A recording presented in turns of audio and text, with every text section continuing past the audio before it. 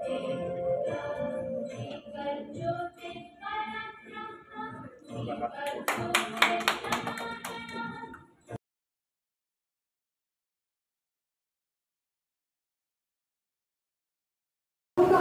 পৰিৱৰ্তন আছে আৰু ইয়াৰ সমান্তৰালভাৱে পৰিৱৰ্তন হৈছে মানুহৰ জীৱন বৃত্তি আৰু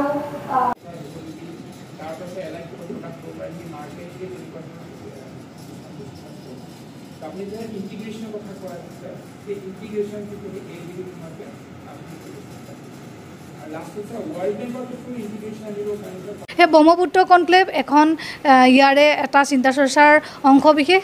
এই কনক্লেভখন আমি ডিজাইন কৰিছিলোঁ এনেদৰে যাতে সৰুৰ পৰা ডাঙৰলৈকে সকলো শ্ৰেণীৰ মানুহে ইয়াত অংশগ্ৰহণ কৰিব পাৰে, নিজৰ মত প্ৰকাশ কৰিব পাৰে আৰু চিন্তা চৰ্চাৰ জৰিয়তে এখন মঞ্চ তৈয়াৰ কৰিব পাৰে। আজি আপুনি দেখিছে ইয়াতে গভৰ্ণমেণ্টৰ লগতে চেণ্ট্ৰেল গভৰ্ণমেণ্ট ডিপাৰ্টমেণ্টৰ বেচৰকাৰী সংগঠন সাংবাদিকৰ লগতে বহুকেইটা অনুষ্ঠান প্ৰতিষ্ঠানে অংশগ্ৰহণ কৰিছে।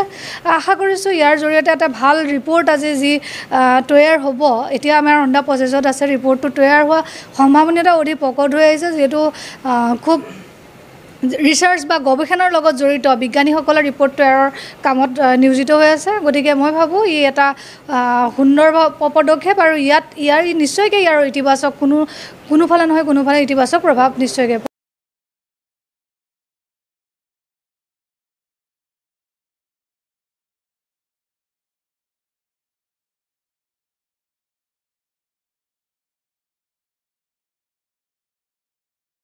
ব্ৰহ্মপুত্ৰ নদী আৰু ইয়াৰ অৱবাহিকাৰ যিবোৰ সম্পদ সেইবিলাকৰ সুপৰিচালনাৰ বাবে কেনে নীতি আমি অৱলম্বন কৰিব লাগিব আৰু আমি নতুন উদ্ভাৱনী প্ৰক্ৰিয়াৰ মাজেৰে আৰু যিটো কওঁ যে সংহত বহনক্ষম সমাধানৰ ব্যৱস্থা কৰিবলৈ আমাৰ যিবোৰ সমস্যা আছে সেইবিলাকৰ বহনক্ষম সমাধানৰ ব্যৱস্থা কৰিবলৈ আমি কি কৰিব লাগিব ইত্যাদি কথাবোৰ দুটা পেনেল ডিছকাশ্যনত আলোচনা হ'ল আৰু দুইটা পেনেলতেই আমাৰ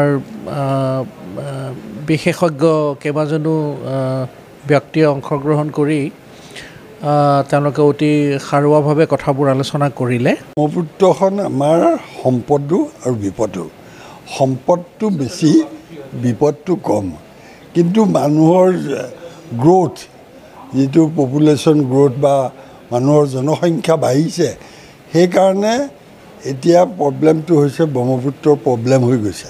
আমি সম্পদটো বৃদ্ধি হোৱাৰ কাৰণে এতিয়া বিপদলৈ অলপ কনচিডাৰ কৰা হৈছে বিপদ বুলি। গতিকে সম্পদ হিচাপে আমি বহুত আহৰণ কৰিছোঁ। মই আমাৰ এইটো ফ্লাড প্লেইনৰ এগ্ৰিকালচাৰৰ পৰা আৰম্ভ কৰি সকলো ডেভেলপমেণ্ট কাম আমি ব্ৰহ্মপুত্ৰৰ পৰাই পাইছোঁ।